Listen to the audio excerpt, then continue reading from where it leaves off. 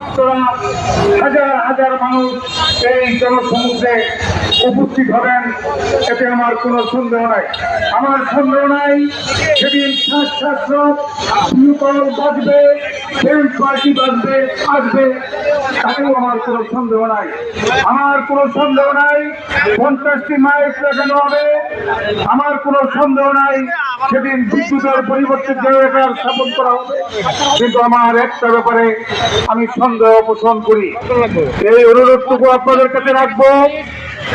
আমাদের নেতারা মিটিং এ আসে, মিটিং এ আসার পরেই 5 মিনিট পরে আবার সভাস্থল ত্যাগ করে বাহিরে চলে যায়। আমি আপনাদেরকে অনুরোধ করব, কিছুদিন আগে অন্য একটি রাজনৈতিক দলের একটি সভা ছিল, সেই সভায় যারা আসছে মিটিং শেষ হওয়ার আগ পর্যন্ত একটি লোক ওঠে নাই।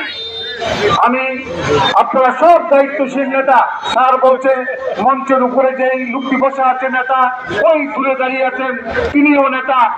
আমি আপনাদেরকে সেই অনুরোধটুকু করবো, আসবেন তো আর যাবেন না। আপনারা জানেন আমরা মানুষ 1,65,000 বার আমরা শ্বাস নেই, শ্বাস ছাড়ি। 1,65,000 বার ওই হেডকোয়ার্টারে আল্লাহর পক্ষ থেকে মেসেজ আছে।